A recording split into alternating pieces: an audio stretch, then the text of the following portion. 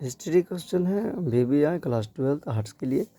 और ये प्रश्न जो है सो बार बार पूछा जाता है कि गौतम बुद्ध के जीवनी एवं उपदेश का वर्णन करें। ठीक है, तो आप देख सकते हैं यहाँ पर, जैसे देखिए वर्णन करें तो गौतम बुद्ध लिख दिए हैं हम, लिख करने के बाद यहाँ पर डैश कर दिए हैं, ये आप देख सकते हैं। इसके बाद देखिए अब मैं आपको बताता हूँ।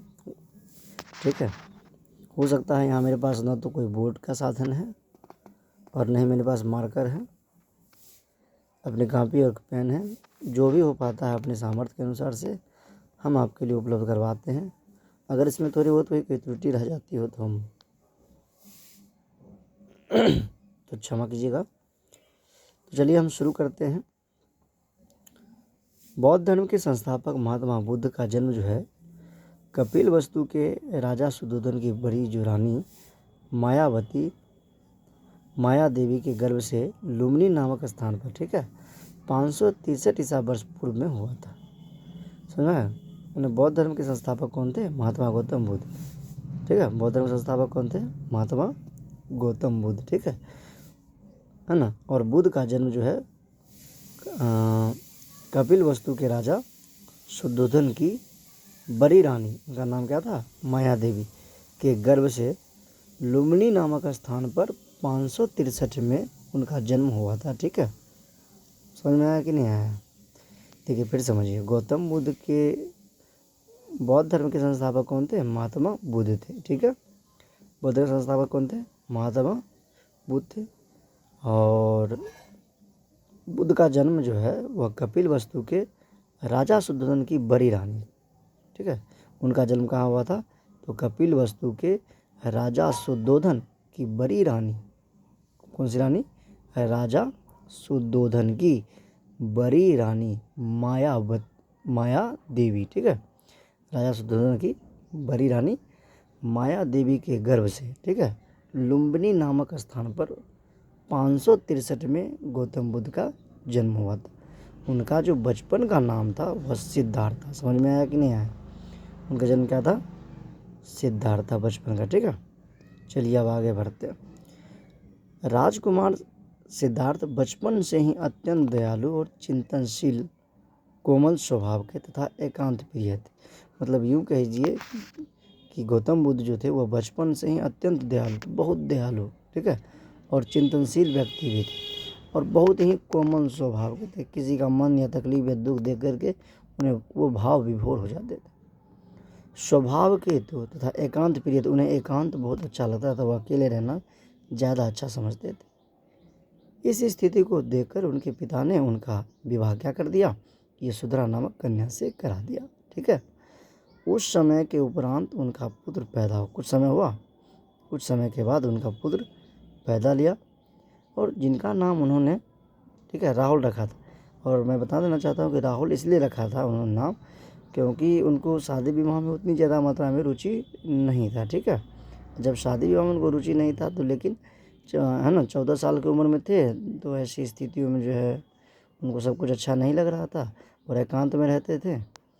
तो उसी समय में जो है उनका, है ना, लोगों को लगा कि यह हमेशा एकांत में, तो इससे बेहतर अगर शादी कर देते हैं तो शायद यह अपने गृहस्थ जीवन को समझेंगे, और इनका विवाह भी कर दिया गया। लेकिन शादी विवाह होने के बाद भी गौतम बुद्ध, है ना, सुख की स्थिति में नहीं थे और उनको ये सब जीवन अच्छा नहीं लगता था। ठीक है,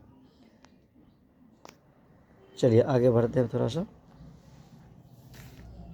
अब देखिए इनका मन जो है ना भोग विलास में नहीं लगता था, जैसे खेती गृहस्थी करना, घर पर रहते, जैसे अगर किसी इंसान का शादी विवाह हो जाता है तो खेती पथारी घर गृहस्थी करने में लग जाता, तो उन चीज़ों में ये विश्वास नहीं करते थे। एक दिन उन्होंने 29 वर्ष की अवस्था में घर छोड़ दिया, है ना, रात का 12 बज चुका था और रात के 12 बजे में 29 वर्ष की अवस्था में वो घर छोड़ करके 6 वर्ष की तपस्या के लिए, है ना, 6 वर्ष की तपस्या के लिए कहीं निकल गए और बोध गया में पीपल वृक्ष के नीचे ज्ञान की क्या किया था उन्होंने? प्राप्ति हुई थी। ठीक है, तब से वो गौतम बुद्ध कहलाने लगे। ठीक है ना।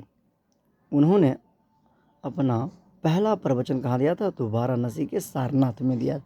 सबसे पहला जब वो गौतम बुद्ध बन गए थे तब उन्होंने सबसे पहली बार प्रवचन दिए थे वाराणसी में जाकर के, ठीक है, और सारनाथ में, है ना, जिसे धर्म चक्र का प्रवर्तक, और सबसे पहले उसके बाद उन्होंने धर्म प्रवर्तक भी कहा जाता है, उनको जो है धर्म प्रवर्तक कहा जाता है। वे लगातार 45 वर्ष तक अपने धर्म का खूब प्रचार प्रसार किए, बहुत प्रचार प्रसार किए, ठीक है, करते रहे। इस दौरान बहुत सारे राजा महाराजा उनके शिष्य बने, ठीक है ना। बहुत सारे राजा क्या बने, राजा महाराजा उनका शिष्य, खूब राजा बनना। क्योंकि कोई भी आदमी है, अभी बताइए, अगर 45 साल तक लगातार धर्म का प्रचार प्रसार करेगा तो स्वाभाविक है, अगर 100 व्यक्ति है तो 45 आदमी तो आकर्षित हो गए हैं, है ना। तो उसके बाद उन्होंने क्या किया, बौद्ध धर्म का खूब प्रचार प्रसार किया। उनके बहुत सारे राजा महाराजा शिष्य बने और 4 संयोग से क्या हुआ, 483 के आसपास उत्तर प्रदेश में उनकी मृत्यु हो गई, ठीक है। तब उन्होंने जो है ना उपदेश दिए थे कि संसार क्या है, दुख में है, संसार क्या है, दुख में है। जैसे महावीर स्वामी ने क्या किया था, जीवन और मरण के चक्र से क्या कर लिए थे, जीवन और मरण के जो चक्र है उनसे मुक्ति पा लिए, अर्थात दोनों पर उन्होंने विजय प्राप्त कर ली थी। उसी प्रकार से गौतम बुद्ध ने भी कहा था कि संसार क्या है, दुख में है। दूसरा, दुख का कारण क्या है, तृष्णा, यानी कि मतलब हमारी इच्छा ही हमारे दुख का कारण, ऐसा कहा करके गौतम बुद्ध चले गए, ठीक है। तीसरी बात है तृष्णा का अंत करना। याद रखिए, भोग विलास की जो हमारे मन में भावना होती है, हमें घर बनाना है, गाड़ी लेनी है, ज़मीन खरीदना है, ये सब जो है ना, ये तृष्णा हो, ठीक है। इसको अगर हम लोग अंत कर देंगे तो शायद जीवन में सुख ही सुख रहता है, ठीक है ना।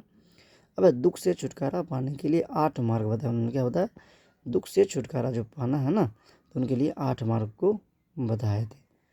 तो उम्मीद है कि आपको हमारे द्वारा दी गई जानकारी समझ में आ गया होगा। और छोटी सी बात मैं कहना चाहता हूँ आपको, हो सकता है कि मेरे हाथ से लिखा हुआ कॉपी में आपको पसंद ना आए, अगर इसी को हम थंबल बना के दे देते और बोर्ड पर लिख देते, जो 1 लाख 1.5 लाख का आता है, उस पर लिखते तो शायद आपको समझ में आता।